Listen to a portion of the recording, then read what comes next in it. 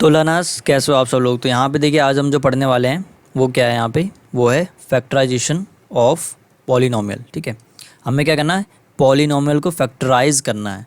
ठीक है, फैक्टर्स में तोड़ना है, एक तरीके से हमें फैक्टर में उसको तोड़ना है। अब जैसे कि मैं यहाँ पे एग्जांपल लेकर के आपको बता देता हूँ। जैसे कि हम एक नंबर लेते हैं 6, अगर हम 6 को फैक्टर्स में तोड़ना चाहें तो कैसे हम तोड़ेंगे, 2 इंटू 3 में तोड़ सकते हैं। ठीक है, अब देखें तो देखिए हम बेसिकली क्या करना है, हमें यहाँ पे इस चैप्टर में हमें पॉलिनोमियल दिया रहेगा, यहाँ पे उसको हमें फैक्टर्स में क्या करना है, तोड़ना है। ठीक है, उसको हमें फैक्टर्स में तोड़ना है। तो बेसिकली हमें यही करना है यहाँ पर। अब इसके लिए हम अलग अलग तरीके पढ़ेंगे। ठीक है, अलग अलग तरीके पढ़ेंगे कि कैसे कैसे हम चीज़ों को या फिर पॉलिनोमियल को फैक्टर्स में तोड़ सकते हैं। ठीक है, नंबर के लिए तो हमने यहाँ पे क्या पढ़ रखा है कि हम प्राइम फैक्टराइजेशन कर सकते हैं, जिससे हमें उनके फैक्टर्स क्या क्या होंगे वो हमें पता लग जाते हैं। ठीक है, लेकिन हम यहाँ पे इसमें ये पढ़ेंगे कि कैसे हम पॉलिनोमियल को फैक्टराइज कर सकते हैं। तो यहाँ पे मैं क्या करता हूँ, सबसे पहले तो कि एग्जाम्पल नंबर 1 है उसको हम कर लेते हैं। तो एग्जाम्पल नंबर 1 में क्या कह रहा है कि x+2 है और दूसरा है अपना x का cube plus 3x square plus 5x plus 6 and यहाँ पे अपना 2x प्लस 4। क्वेश्चन ये कह रहा है कि x+2 क्या इसका और इसका फैक्टर है या नहीं। x+2 इसका और इसका फैक्टर है या नहीं, हमें ये बताना है। तो ये क्वेश्चन हमने पहले कर लिया है हमने एक बार। ठीक है, कि हमें उसमें बताना था कि ये इसका फैक्टर है या नहीं, आपको याद होगा।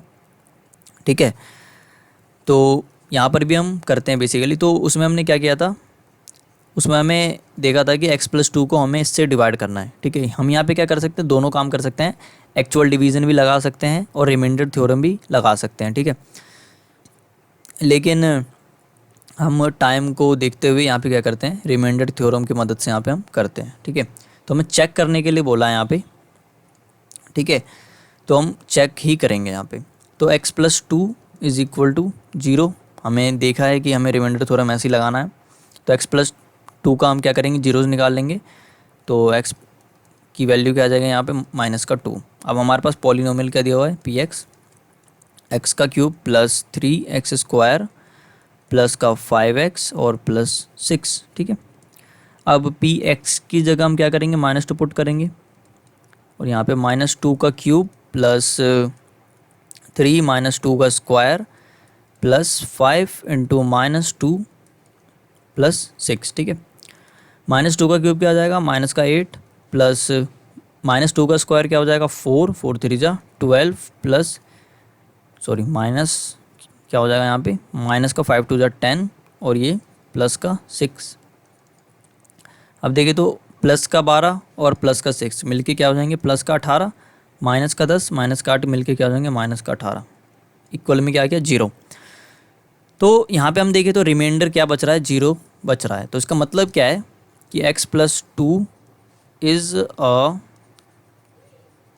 फैक्टर ऑफ क्या, फैक्टर ऑफ पॉलिनोमियल x। ठीक है, कि यहाँ पे x+2 जो है वो px का क्या है, फैक्टर है, क्योंकि जो हमारा रिमाइंडर है वो 0 बच रहा है यहाँ पे। और हमने यही पढ़ा है, अगर 0 आएगा तो हम उसे फैक्टर कहेंगे, अगर 0 के अलावा और कोई से नंबर आ रहे हैं तो हम उसे फैक्टर नहीं कहेंगे। तो यहाँ पे x+2 का क्या है, मतलब x+2 क्या है, x³ plus 3x square plus 5x plus 6 का फैक्टर है। ठीक है, तो ये हो गया। अब हमें दूसरे को भी चेक करना है कि 2x प्लस 4 का है या नहीं। तो हम यहाँ पे वही करेंगे, x की वैल्यू हमने -2 निकाली रखी है, तो यहाँ पे हम उसकी जगह सिंपल पुट कर देते हैं। तो 2x प्लस 4 है पॉलिनोमियल x। अब x की जगह हम क्या पुट करेंगे यहाँ पे, -2। तो आपको देख के ही पता लग गया होगा कि -2 इंटू -2 +2 इंटू -2 और प्लस का 4 ये हो गया। यहाँ पे ये -4 और ये प्लस का 4, ये क्या आ गया, 0। तो इसका मतलब क्या है, ये भी यहाँ पर भी x+2 इसका फैक्टर है। ठीक है, तो ये आपको समझ में आ रहा होगा। अब हम यहाँ पे अगला क्वेश्चन करते हैं 12, एग्जाम्पल नंबर 12। एनसीईआरटी के बुक में आप देख सकते हैं। यहाँ पे क्या कर रहा है, find the value of k find करनी है हमें किसकी वैल्यू, फाइंड वैल्यू ऑफ के की वैल्यू फाइंड करनी है। If x minus one is factor of 4x का cube plus 3x square minus 4x plus के। तो हमें यहाँ पे क्या करना है, देखिए हमें k की वैल्यू फाइंड करनी है, ठीक है। और क्या बोला है हमें कि x माइनस टू इसका फैक्टर है, ठीक है। तो एक चीज़ मैं आप बता देता हूँ आपको, वैसे तो ज़्यादातर क्वेश्चन में आपको देखने को मिल जाएगा, लेकिन फिर भी मैं बता दे रहा हूँ कि जैसे यहाँ पे क्या बोला है कि x माइनस टू क्या है, फैक्टर है इस पॉलिनोमियल का। अब जब बोला होगा कि फैक्टर है या फिर डिविजिबल है, तभी हम यहाँ पे क्या करेंगे, जीरोज़ लगाएंगे, नहीं तो हम वैल्यू नहीं निकाल सकते, उसके लिए कुछ और कंडीशन दी होगी क्वेश्चन में। तो यहाँ पे तो डायरेक्ट बोला है कि x माइनस वन क्या है, फैक्टर है इस पॉलिनोमियल का, तो हम यहाँ पर डायरेक्ट जीरोज़ लगा करके काम कर लेते हैं, यानी कि रिमाइंडर थ्योरम पे हम इसे बैठा देंगे, तो फिर हमें k की वैल्यू मिल जाएगी। तो देखिए कैसे करना है वो मैं आपको करके दिखाता हूँ। x माइनस वन है, इसका जीरोज़ क्या हो जाएगा, बराबर में जीरो रख देंगे तो x की वैल्यू क्या आ जाएगी, वन। तो यहाँ पे जीरोज़ का आ गया वन। आप पॉलिनोमियल क्या है यहाँ पे x, पॉलिनोमियल x क्या है, 4x का cube plus 3x square minus का 4x और ये प्लस का k, ये हमें ऐसे करना है, ठीक है। देन अब यहाँ पे क्या करेंगे, हम px की जगह px का जीरो निकाल लेंगे, ठीक है। हम देखिए क्या है, हमने देखा था कि जितने पावर होते हैं उतने जीरोज़ निकलेंगे, तो यहाँ पे इसका भी, अब हमने जैसे इसका जीरोज़ निकाला तो हम इसका भी तो जीरोज़ निकाल सकते हैं, ठीक है।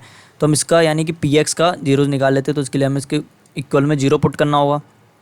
तो px की वैल्यू क्या है, 4x का cube plus 3x square minus 4x और ये प्लस का k is equal to zero. अब हमने x की वैल्यू ऊपर में निकाल रखी है यहाँ पे, तो मैं x की वैल्यू यहाँ पे पुट कर देता हूँ x की जगह। तो 4 1 का क्यूब प्लस 3 1 का square minus 4 into 1 plus k is equal to zero, ठीक है। अब 4 बन जा 4 हो जाएगा, ये प्लस 3 बन जा 3 हो जाएगा, माइनस का 4 हो गया, ये 4 बन जा 4 और प्लस का k, माइनस 4 प्लस 4 कट गया, यहाँ पे क्या बचा 3 plus k is equal to zero. अब k यहाँ पे प्लस 3 माइनस में है, बराबर में क्या आ जाएगा, ये माइनस 3, तो k की वैल्यू यहाँ पे क्या आ गई, माइनस 3, ठीक है। तो ऐसे हमें यहाँ पे k की वैल्यू निकालनी। बेसिकली हमने यहाँ पे क्या किया, सबसे पहले इसका जीरोज़ निकाल लिया, ठीक है।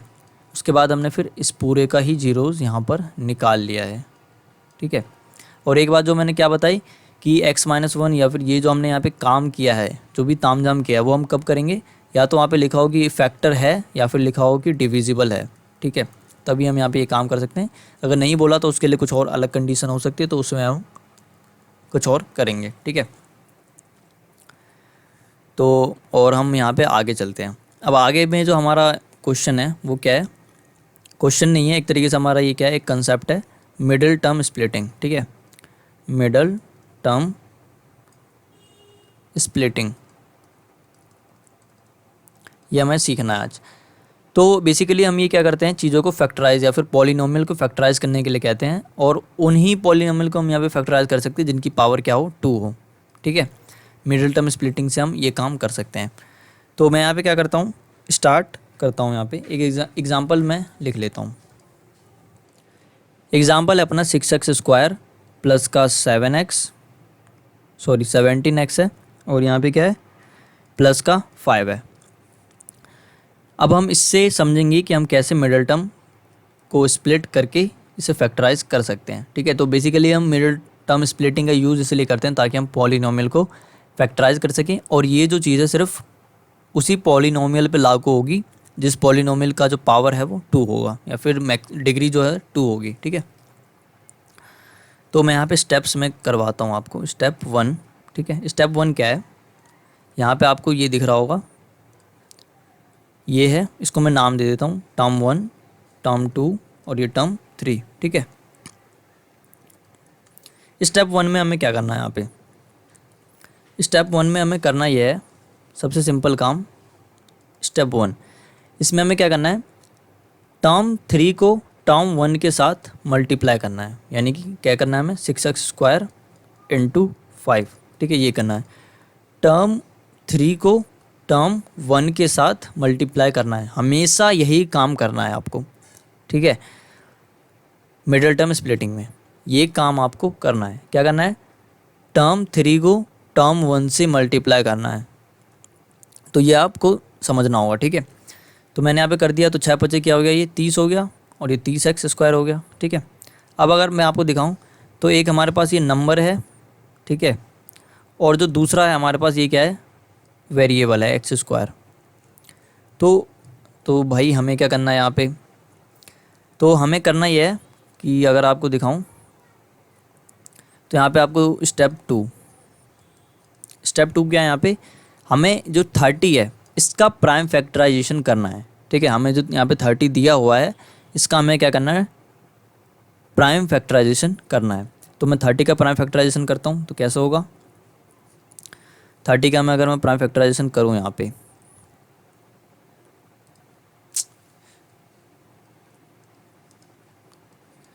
तो क्या हो जाएगा, ये 2 से काटते हैं हम इसे, तो 15 बार में कट जाएगा ये, फिर 3 5 जा 15 और ये 5 बन जा 5, ठीक है। अब हमें यहाँ पे क्या मिल गया, 2 × 3 × 5, ये हो गया इसका प्राइम फैक्टराइजेशन 30 का। अब अगर आप यहाँ पे ध्यान से देखेंगे तो ये मिडल टर्म इसका क्या है, 17 है, ठीक है। और यहाँ पे हमारे पास क्या है, 30x² है, ठीक है। अब आप ध्यान से देखिएगा, हमें यहाँ पे इसको इस तरीके से अरेंज करना है, यानी अरेंज कैसे करना है मैं आपको दिखाता हूँ। जैसे कि 2 3 जा 6 हो गया, अगर मैं इसको मल्टीप्लाई करूँगा तो 2 3 जा 6 और ये 5 हो गया। अब हमें इसको मल्टीप्लाई करके या फिर जोड़ के, ठीक है, सबसे पहले तो मल्टीप्लाई करके हमें ऐसा जोड़ा बनाना है कि जब हम उसे प्लस करें तो वो मिडल टर्म में जो नंबर है वो बन जाए, जब हम उसे प्लस करें तो टर्म 2 बन जाए, ठीक है। और जब हम उसे इनटू करें तो वो क्या बन जाए, ये जो हमने मल्टीप्लाई किया था जब टर्म 3 और 1 को, ठीक है। तो हमें नंबरों का ऐसा जोड़ा बनाना है यहाँ पे कि जब हम उसे प्लस करें तो मिडल टर्म बन जाए, और जब हम उसे मल्टीप्लाई करें तो ये बन जाए जो हमने यहाँ पे किया, यानी कि मल्टीप्लाई करने पे क्या बन जाए, जो टर्म 3 × टर्म 1 की जो वैल्यू थी, ठीक है। यानी कि इस केस में मल्टीप्लाई करने पे क्या आना चाहिए, 3x²। तो हमें ऐसे अरेंज करना है, ठीक है।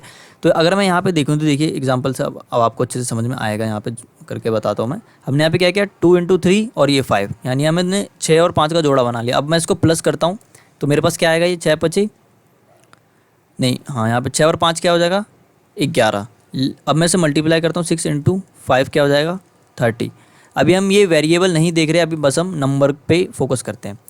तो देखिए अगर मैं यहाँ पे इसको मल्टीप्लाई कर रहा हूँ तो यहाँ पे 30 तो आ जा रहा है, ठीक है। यहाँ पे क्या है, 30 तो आ जा रहा है, बट प्लस करने पर मेरा मिडल टर्म नहीं आ रहा।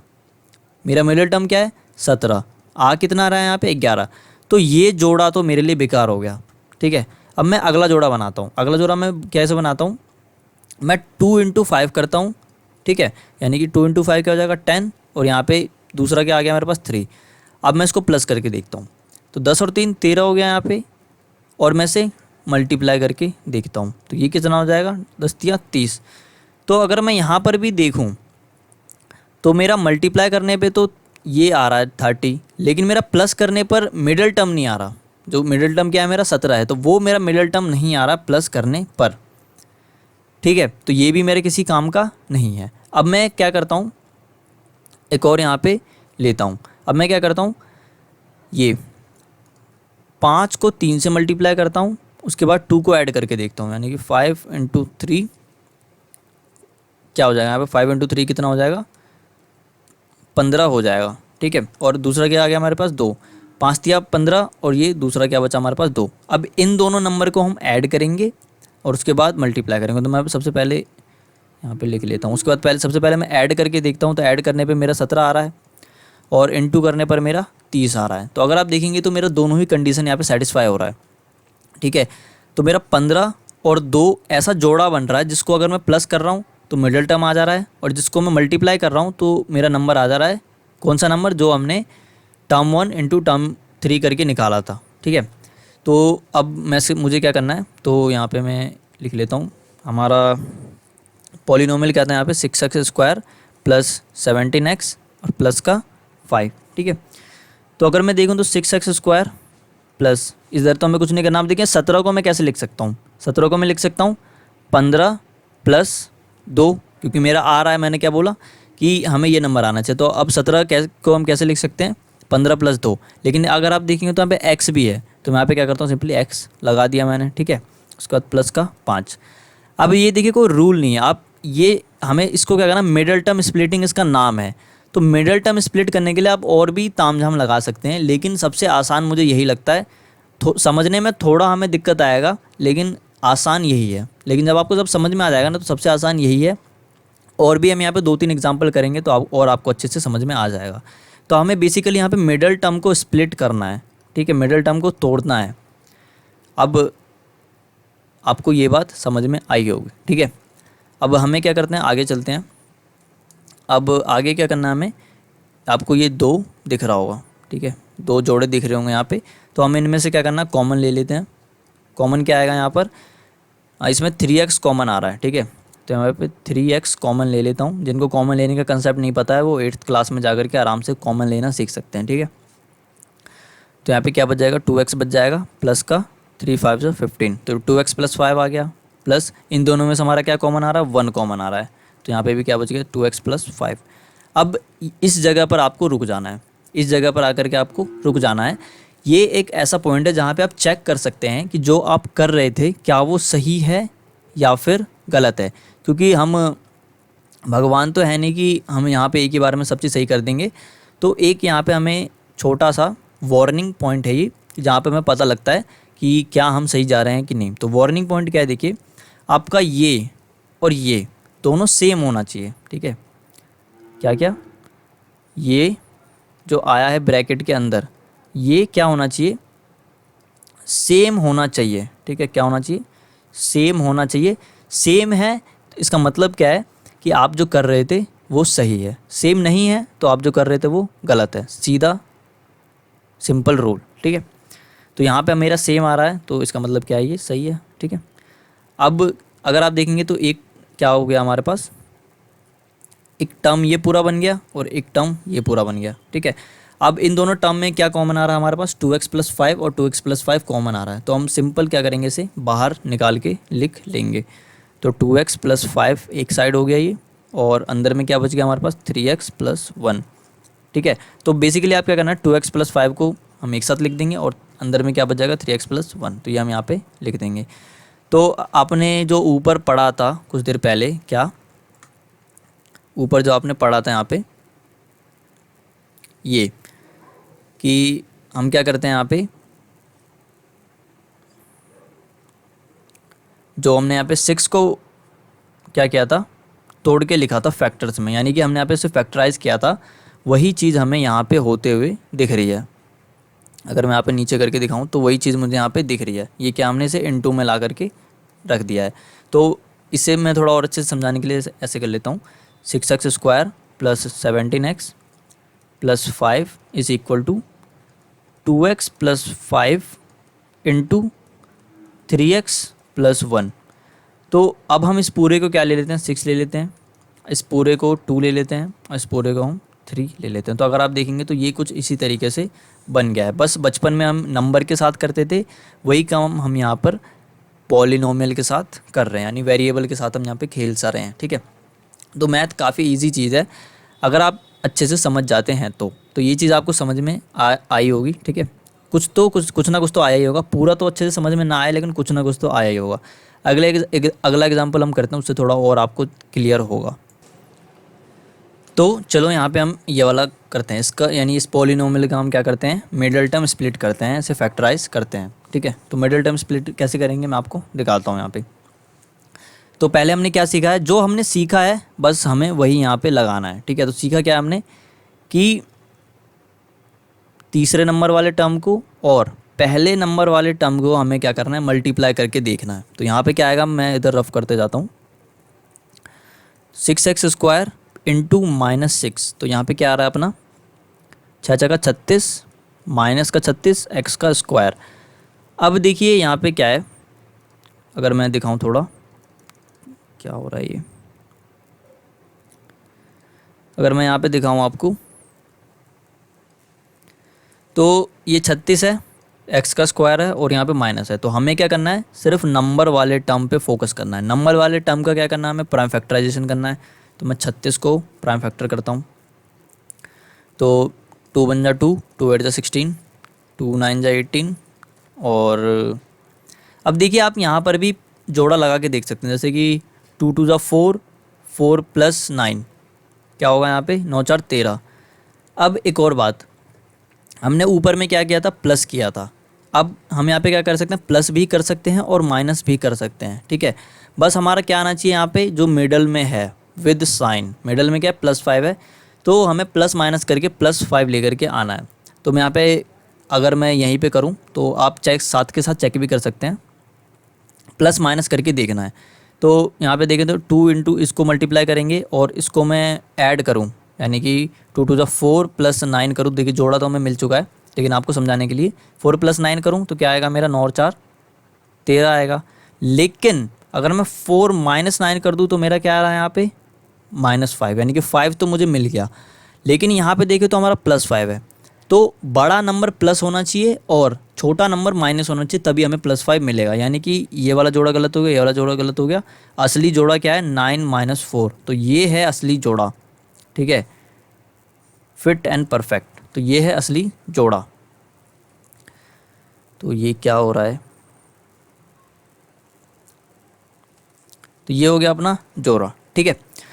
तो अब हम इसे स्प्लिट करते हैं, यानी 6x² - 6। अब आप इसको क्रॉस चेक भी कर सकते हैं। अगर मैं इसको मल्टीप्लाई करूँ, जोड़ा क्या क्या है हमारा, 9 का है और -4 का है, ठीक है।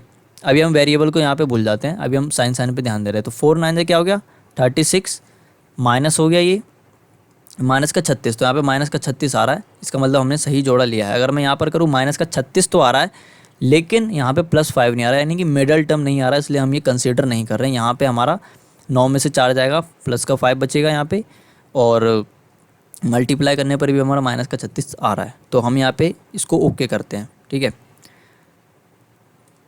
यहाँ पे हम ओके कैसे करेंगे, प्लस का 9x माइनस का 4x, ठीक है। x यहाँ पे हम लगा रहे हैं क्योंकि 5x है, तो हमें x तो लगाना ही पड़ेगा। हम बेसिकली इस चीज़ का यूज इसलिए कर रहे हैं ताकि हमें जोड़ा मिल सके, ठीक है। आपको देखेंगे जोड़ा मिलने के लिए काफ़ी ज़्यादा हमें मशक्क़त करनी पड़ती है, तो यहाँ पर भी हमें थोड़ी सी मशक्क़त तो करनी ही पड़ेगी, ठीक है। तो 9x - 4 हो गया। अब अगर आप +9x करेंगे और -4x करेंगे तो क्या पड़ेगा अगर मैं इसको मल्टीप्लाई करूँगा तो ये मेरा बन रहा है, और प्लस माइनस करके ये हमारा बन ही रहा है। तो आपको प्राइम फैक्टराइजेशन, यानी कि ये जब हम फैक्टर कर रहे हो तभी भी आप इसको जोड़ा लगाते हुए चल सकते हैं, ठीक है। ये नहीं कि आप इसे पूरा ही करें उसके बाद जोड़ा लगाएं, आप साथ साथ भी यहाँ पर कर सकते हैं। तो होप आपको समझ में आ रहा हो। बस आपको क्या करना है, देखिए समझ में आएगा नहीं जल्दी, ठीक है। आपको बस थोड़ा सा दिमाग पे जोर लगाना है और सोचने की कोशिश करना है खुद से। तो ये हो गया यहाँ पे, और आगे बढ़ते हैं हम यहाँ पे। अब हमें क्या करना है, ये टर्म दिख रहा है और दूसरा ये पूरा टर्म हमें दिख रहा है, हमें इसमें से कॉमन करना है। इसमें से अगर हम कॉमन देखें तो 3 कॉमन आ रहा है और 3x कॉमन आ रहा है, ठीक है। 3x कॉमन निकालने के बाद यहाँ पे क्या बचेगा, 2x प्लस का 3। अब यहाँ पे हम क्या कॉमन ले सकते हैं, माइनस तो कॉमन आ ही जाएगा, दोनों में है, और माइनस का 2 कॉमन लेंगे तो अंदर में क्या बचेगा, 2x प्लस 3, ठीक है। अब अगर मैं एक और बात बताऊँ, अब देखिए कॉमन लेना मैं यहाँ पे सिखाऊंगा नहीं, ठीक है। आप पिछले क्लासेस में आपने पढ़ा होगा, या फिर बेसिक की वीडियो काफ़ी सारी आती रहती है यूट्यूब पे, आप वहाँ पे जा करके देख सकते हैं। बाकी मैं अभी जब 8th की वीडियो डालना शुरू करूँगा तब भी आप वहाँ पे जा करके देख सकते हैं। फिलहाल अभी टाइम नहीं मिलता, इसलिए मैं पहले सोच रहा हूँ एक क्लास के डाल लूँ, उसके बाद फिर फर्दर डालूँ। तो मेरा यहाँ पर क्या आ गया, 2x प्लस 3, और यहाँ पर भी क्या है 2x प्लस 3, ठीक है। कॉमन लेने के बाद तो ये सेम है, बस आपको क्या करना है, 2x प्लस 3 एक साइड कर लेंगे हम, उसके बाद 3x माइनस 2। तो देखेंगे आप कि यहाँ पे आपका फैक्टराइज हो चुका है, ठीक है। एक और क्वेश्चन करते हैं यहाँ पे हम, ठीक है। अब ये क्वेश्चन है, हमें इसका मिडल टर्म स्प्लिट करना है, 2x² प्लस 7x प्लस 3। सबसे पहला काम इसको मल्टीप्लाई करना है, तो 2x² इंटू 3, 3 दूनी 6x² हो गया। अब हमें क्या करना है, नंबर है 6, तो 6 का हमें प्राइम फैक्टर करना है, तो मैं इसका प्राइम फैक्टर करता हूँ। 2 3 जा 6, और ये 3 बन 3, तो 2 और 3 आ रहा है। यहाँ पे तो ज़्यादा हमें मल्टीप्लाई करने की भी ज़रूरत नहीं है, हमें सिंपल मिल गया।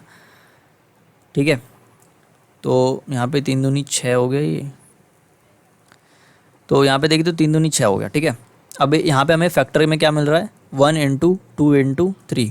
ठीक है, अब आप बोलेंगे यहाँ पे 1 ले ली, क्यों ले लिया मैंने, ऊपर में तो कहीं मैंने ऐसा 1 लिया नहीं है। तो देखिए हमें लेना तो 1 भी है, लेकिन कुछ ही जगहों पे इसका काम आता है, जैसे कि यहाँ पे हमें काम आ रहा है। अगर मैं यहाँ पे 2 और 3 ले लूँ तो 3 है और 2 है, इसको मैं इनटू करूँगा तो मेरा कहीं भी इसको बिठा दूँ, मेरा आएगा क्या, 6 आ जाएगा। यहाँ पे x को अभी छोड़ दीजिए, 6 आ जाएगा। लेकिन मैं इसे माइनस कर दूँ 2 से तो 1 आ रहा है, या फिर मैं इसे प्लस कर दूँ 2 से तब भी हमारा 5 आ रहा है। यहाँ पे क्या है, 7 नहीं आ पा रहा, तो कैसे लाएंगे, कुछ तो तरीका होगा जिससे ये आएगा। तो अगर मैं यहाँ पे 1 का भी फैक्टर डाल दूँ, यहाँ पे 1 भी यहाँ पे डाल दूँ, तो मेरा क्या हो जाएगा, मैं यहाँ पे क्या कर सकता हूँ, 3 2 6 हो गया ये, तो 6 प्लस 1 में लिख सकता हूँ। ठीक है, अब अगर मैं इसको मल्टीप्लाई कर लूँ, यानी 6 इंटू 1 करूँ तो भी मेरा क्या आ रहा है, 6 आ रहा है। उसके बाद 6 प्लस 1 कर दूँ तो मेरा यहाँ पे 7 आ रहा है। ठीक है, तो ऐसे आप कर सकते हैं। तो इसका जोड़ा कैसे बना, 6 प्लस 1 का। तो मैं इसका टर्म तोड़ते हैं यहाँ पे, 2x², और इसका टर्म कैसे टूटा,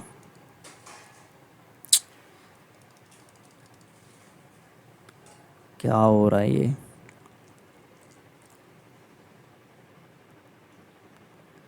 खैर इसको छोड़ते हैं। तो यहाँ पे टर्म कैसे टूट गया, प्लस का 7x है तो 6x प्लस 1x। अब 1x लिखें चाहे x लिखें, बात वही है, प्लस का 3 कॉमन लेंगे, यहाँ से 2x कॉमन आ रहा दोनों में, तो x प्लस 3 यहाँ पे आ गया, प्लस 1 कॉमन हो गया तो x प्लस 3 यहाँ पर आ गया। ठीक है, सेम आ रहा है तो आराम से x प्लस 3 और ये 2x प्लस 1 आ गया।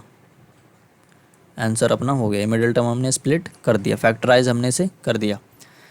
तो हमने आज क्या क्या देख लिया, मिडिल टर्म स्प्लिट करना सीखा हमने सबसे पहले तो। ठीक है, उसके बाद हमने फैक्टर वगैरह देखे कि फैक्टराइजेशन क्या होता है।